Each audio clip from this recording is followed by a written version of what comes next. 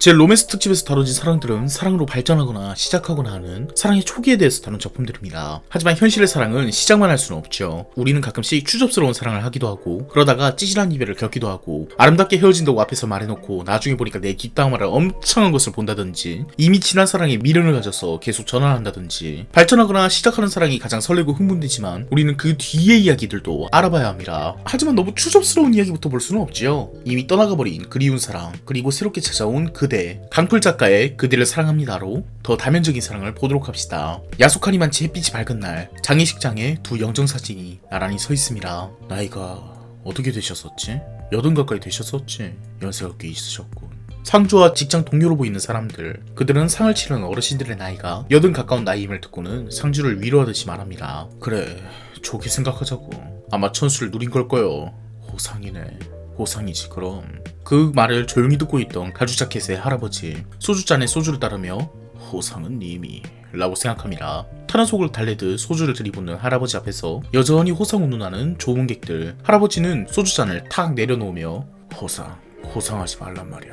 호상 함부로 말하지 말란 말이야. 미친 것들아. 사람이 죽었는데 그게 어떻게 잘 죽은 거란 말이야. 타는 속을 토해내듯 할아버지가 욕설을 내뱉으며 말을 하자, 어르신 그런 뜻이 아니잖아요. 좋은 뜻으로 말하는 거 아시면서 라고 한 사내가 그를 진정시켜보려고 하지만, 하지 말란 말이여. 사람이 죽었는데 그게 어떻게 잘 죽은 거란 말이냐. 세상에 잘 죽은 게 어딨냔 말이여. 노인네가 오래 살다가 죽으면 다 호상이요. 살 만큼 살았으니까 죽는 게 당연하다 이거요. 늙었으니까 그만 죽어야 한다 이거요. 노인네는 죽어도 잘 죽은 거란 말이냐? 그런 거냐고. 가장 마음이 아플 상주, 그리고 조문객들에게 좋은 뜻으로 말한 호상이란 말에 버럭 화를 내는 이 괴팍한 할아버지는 무언가를 알고 있는 것일까요? 이 만화의 서두는 인상 깊습니다. 우리는 당장 죽어도 어색할 것이 없는 나이였다. 1998년 2월, 아직 달이 중천에 떠있는 새벽, 겨울바람을 뚫고 낡은 오토바이를 타고 할아버지는 말을 누비며 돌아다니고 있었습니다. 그가 하는 것은 현관에 우유를 넣어주는 우유 배달. 요즘은 찾아보기 힘든 일이죠. 그는 매일매일 넘는 고비로 올라가기 전 그냥 돌아다니는 것도 버거워 보이는 낡은 오토바이에 이것만 넣으면 끝이다. 잘 올라갈 수 있지?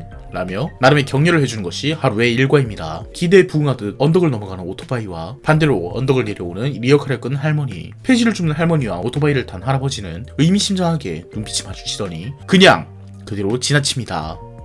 람쥐. 오토바이가 지나치다가 튄 돌을 맞고 할머니가 놀라 중심을 잃고 쓰러집니다. 그동안 준 고물, 빈병, 폐지 등이 와르르 쓰러지자 할머니는 뭔가 삶을 한탄하듯 이야기하죠. 왜 이렇게 사는 게 힘들지? 그런 그녀 앞에 뻔뻔스럽게 선 할아버지, 미안한 기색이라고는 전혀 없는 표정입니다. 두 사람의 눈빛이 교차하는 그 순간, 노인네. 이 세상 어디에도 없을 순정만화의 내레이션입니다. 할아버지는 할머니가 주섬주섬 폐지를 줍는데도 그것을 그저 쳐다보고만 있네요. 도와줄럼 도와주든가, 그쵸? 거기 나 때문에 자빠진 거 아니지? 얼탱이가 없다는 듯 쳐다보는 할머니. 아니지. 할머니는 그냥 고개를 끄덕여줍니다. 내 다리 힘이 없는 탓이지. 됐으니 가던 길 가시오. 그래도 할아버지는 뭔가 생각한 듯 폐지를 주워다가 리어카에 얹어줍니다. 그러고 보니까 거기 새벽에 종종 마주치는구먼. 나이도 뭐하니 이런 일 하기에는 나이가 있어서 힘이 좀 딸릴 텐데 말이야. 네. 뭐 그래도 할만 이거 한다고 돈이나 좀 되나? 새벽부터 나와서 이까 파지 주워서 팔면서 몇 푼이나 된다고. 아니 돈 벌어다 주는 자식도 없어? 인성질을 하는 할아버지. 이 나이에 할 수 있는 일도 없고 이런 일은 그래 나 같은 할머니들이 하는 일로 아니까 이거라도 감지덕지지요. 심각한 얼굴로 할머니를 째려보는 할아버지. 뭔가 잘못 말하기라도 한 것일까요? 뭐라고? 뭐라는지 하나도 안 들려. 뭔 목소리가 모기 소리만 해가지고. 그렇습니다. 이 할아버지 가는 귀가 먹었어요. 그래서 못 들었던 것이었습니다. 연실 투덜대면서 도와주고 돌아가긴 하지만 그래도 이 할아버지 자기 때문이 아니라는데 자기를 끝까지 도와주고, 할머니는 할아버지에게 뭔가 말을 건넵니다. 여봐요, 우유 하나 파소. 속옷을 뒤지면서 1,000원짜리를 주섬주섬 꺼내는 할머니. 남사스러워하는 생각보다 핫한 이 남자. 우유를 하나 달라는 할머니의 말에 달라는 우유는 안 주고 얼굴이나 붉히고 있습니다. 우유 하나 마실라요? 하나 파소. 그러니까 우유 하나 들었어! 그 정도는 내도 다 들려 이 할망구가. 내가 그거 조금 도와줬다고 나한테 우유 팔아준다 그거야? 일 없어 이 할망탱아. 가져가! 어차피 남으니까. 나 진짜 가네! 이상한 할맹탱이 같은 애고. 어디서 여자 같고 막 코쟁이. 응? 내보기에 시대가 언젠데 아직도 속삼지에 노를 들갖고. 응? 할머니에게 우유를 건네주고는 또 투덜투덜하면서 언덕을 올라가는 할아버지, 요란한 소리를 내는 오토바이와 함께 사라진 할아버지와 아직 마을에 울려 퍼지는 소음. 할머니는 우유를 뜯어서 한 입 마시고 그 우유곽을 폐지와 함께 실어서 다시 길을 갑니다. 실린 폐지들에 비해서 요만한 우유곽이 얼마나 할머니 마음에 크게 느껴졌는지 리어카가 온통 우유곽의 무게로 가득 찬 느낌입니다. 현재는 별로 와닿지 않으실지도 모르겠지만 강풀 작가는 트렌디함의 아이콘이었습니다. 인터넷에서 연재되는 만화들은 대체로 단일한 주제를 지닌 단편을 모은 단편집이거나 혹은 마린 블루스와 같은 신변잡기를 모은 일기 만화였는데 강풀 작가는 좋은 부분도 싫은 부분도 혁신적이었죠. 첫째로 그 당시 인터넷 만화들은 스포츠신문 연재작들이 대부분이었고 혹은 젊은이들의 귀여운 캐릭터 만화가 대세였기 때문에 이런 그림체로 인터넷 만화를 연재한다는 것이 굉장히 특이한 일이었습니다. 강풀 역시도 스포츠신문 연재 만화로 시작했지만 그 당시 그리던 만화들은 온갖 들어온 것이 나왔습니다.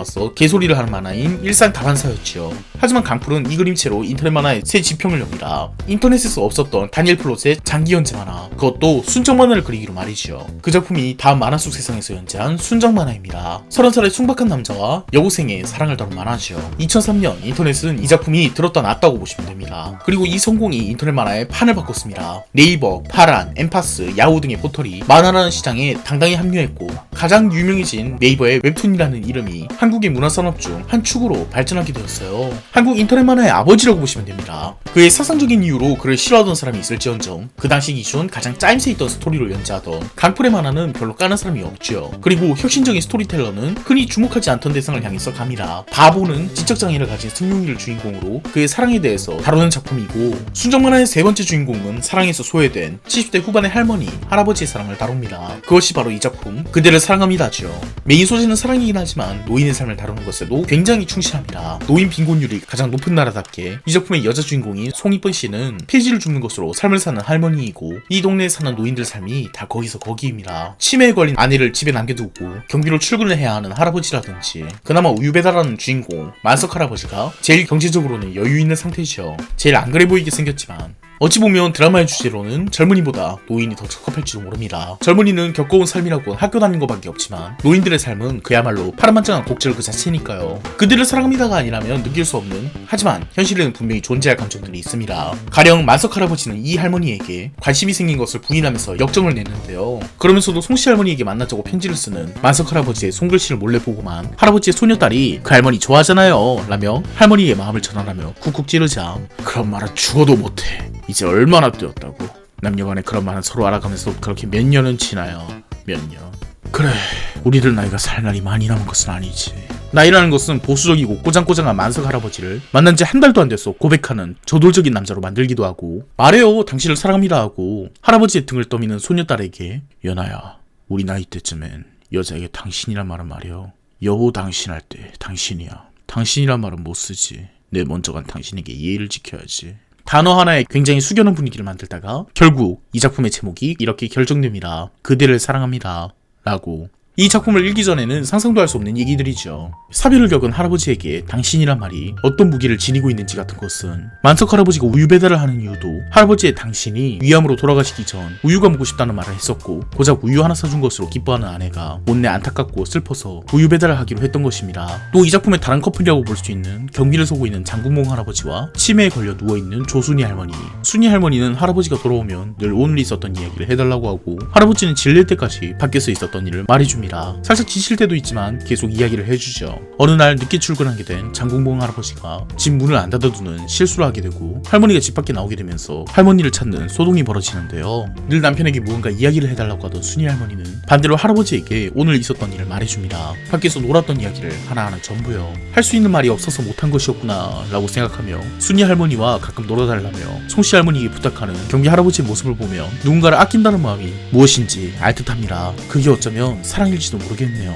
이 사랑은 썩 달콤하지만은 않은 결말을 맞습니다. 순이 할머니에게 심각한 건강이 위협이 닥치자 장국몽 할아버지는 자신이 할 수 있는 것이 없음을 알게 됩니다. 할머니의 연명을 할 수 있는 수술이 있지만 그 수술 비용은 굉장히 비싸고 어찌어찌 그 돈을 마련할 수는 있지만 자신의 딸이 돈이 없다는 소리를 듣고 딸에게 돈 봉투를 줘주며 말하죠. 부모가 자식에게 줄 때는 돌려받을 생각을 하지 않는 거야 라고. 돌려받을 생각을 하지 않는다는 말은 말 그대로의 의미를 가지고 있었습니다. 이제 순이 할머니가 살 수 있는 방법은 없고 치매로 혼자 움직이지도 못하는 그녀를 위해서 장국몽 할아버지는 경비 일을 그만두기로 합니다. 친구인 만석 할아버지가 못내 아쉬워하자 이젠 함께 어디 가주는 것밖에 못하는 걸 라고 말하며요. 할아버지는 사다리를 들고 잠긴 문을 넘고 들어가고 만석 할아버지는 뒤늦게 경비 할아버지가 남긴 편지를 읽습니다. 늘 함께였던 우리가 병으로 인해서 따로 떨어지는 것은 견디기 힘들었다네. 그래서 난 다시 아내와 하나가 되어 함께 가기로 했네. 긴 세월 우리는 함께였어. 나는 아내를 위해 끝까지 함께하는 길을 택하려고 하네. 내 아내는 겁이 많아서 그 먼 길을 혼자 가기 힘들다네. 내가 같이 가줘야지. 우리는 함께 갈 거야. 두 사람은 언제나 함께하기로 결정했습니다. 그리고 장군봉 할아버지의 장례식 날 가스 누출로 죽은 것처럼 꾸며준 만석 할아버지와 속도 모른 채 호상 운운하는 상주와 조문객들. 호상은 님이 라며 타는 속을 소주로 채우는 만석 할아버지는 괴팍한 사람이 아니었습니다. 하지만 부모님에게 무슨 일이라도 있냐고 묻는 얼마 전에 돈이 필요하다며 가져간 딸에게는 아무 일도 없다 라며 끝까지 비밀을 지켜주죠. 그들의 사랑합니다에서 나온 사랑은 지금까지 제 채널에서 다뤘던 젊은 사람들의 사랑과는 이질적일지도 모릅니다. 제 영상들에서 사랑은 신선한 호기심이자 삶을 바꾸는 변화의 매개체이고 성적인 끌림을 찾는 본능적인 움직임이었죠. 하지만 만석 할아버지가 송이쁜 할머니에게 느끼는 감정, 그리고 군봉 할아버지가 순이 할머니를 따라가겠다고 결심하게 된 그 감정들은 지금까지 얘기하지 못했던 사랑의 또 다른 형태입니다. 우리에게 익숙한 것은 아니지만 노년기에 겪게 될지도 모르는 색다른 형태죠. 이것이 젊은이의 사랑만큼이나 뜨거울지도 모르지만 이 이야기들은 소외되어왔고 만들어지지 않았습니다. 군봉 할아버지가 순이 할머니와 함께 죽기로 결심한 것, 이것은 우리가 생각하는 사랑의 범주에 넣을 수 있을까요? 혹은 어떤 사람에게는 이것만이 사랑이라고 느껴질지도 모릅니다. 다른 사람들은 성욕이나 호기심에 불과하더라도 이것은 삶의 모든 것을 바치는 지구지순한 마음이니까요. 만석 할아버지가 송이쁜 할머니에게 느끼는 이 마음은, 그러면서도 과거의 당신을 잊지 못하는 이 생각은 사랑이라고 표현할 수 있을까요? 당신에게 느꼈던 그것과 달리 이것은 연민 혹은 동정이지 않을까요? 이런 감정들도 사랑의 한 형태일 수 있는 것일까요? 극 중에서 느끼는 감정들이 사랑인지는 언제나 그렇듯이 저도 모릅니다. 하지만 이 작품에서 주인공들은 그 감정을 사랑이라고 말하고 있어요. 하나 확실한 것은 그들의 감정이 사랑이라면 우리가 이 작품의 주인공들을 보며 느끼는 감정, 슬픔과 연민과 행복감과 수줍음과 분노가 동시에 치미는 이 인간적인 감정, 강풀의 매력인 휴머니즘이야말로 사랑에 가까울 것입니다. 여러분들은 이 사람들을 더 사랑하게 되었겠죠? 오늘 리뷰는 여기까지입니다. 끝까지 봐주셔서 감사합니다.